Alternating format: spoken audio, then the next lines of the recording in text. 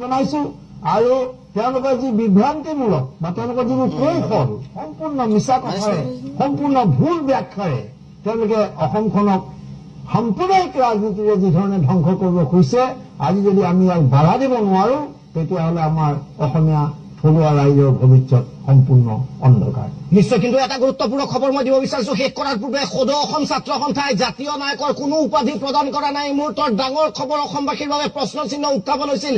জাতীয় নায়কৰ খিতাপ কেতিয়া উঠাই ল'ব সদৌ অসম ছাত্ৰ সন্থাই? আজি দা বাৰ্নিং টপিকত স্পষ্টভাৱে উল্লেখ কৰিছে ডক্টৰ সমুজ্জ্বল কুমাৰ ভট্টাচাৰ্য ডাঙৰীয়াই যে কোনো জাতীয় নায়কৰ উপাধি নাই। সৰ্বানন্দ সোণোৱালৰ লগত ডাঙৰ খবৰ এই মুহূৰ্তৰ বুলি মই ভাবো। যি বিভ্ৰান্তিৰ সৃষ্টি কৰা হৈছিল, যি প্ৰশ্ন চিহ্ন আছিল সদৌ অসম ছাত্ৰ সন্থাৰ ওপৰত জাতীয় নায়কৰ উপাধি কেতিয়া উঠাই ল'ব, ইতিহাসত এতিয়া মিছি নহ'ল শব্দ এটা, ডিলিট হ'ল এটা শব্দ যে সৰ্বানন্দ সোণোৱাল অসমৰ জাতীয় নায়ক ডিলিট কৰি দিয়া হৈছে। শব্দটো সদৌ অসম ছাত্ৰ সন্থাৰ তৰফৰ পৰা কোৱা হৈছে। মই বাৰ্নিং টপিকৰ পৰা বিদায় লৈছো, কিন্তু এটা কথা স্পষ্ট, খালী চকীখন ৰূপম গোস্বামী ডাঙৰীয়াৰ খালী চকীখনে এটা প্ৰতীক বহন কৰে যে শাসকীয় পক্ষ এতিয়া কথা শুনিব নিবিচাৰে, শাসকীয় পক্ষ এতিয়া স্বেচ্ছাচাৰী আৰু উত্তৰ নাথাকিলে তেওঁলোকে এইদৰে পলাই যায় বিতৰ্কৰ পৰা। মই দীপক শৰ্মাই বিদায় লৈছো। ভাবিছো অসমবাসীয়ে নিশ্চয় আজি শোৱাৰ পূৰ্বে বিষয়সমূহ অনুধাৱন কৰিব। ধন্যবাদ।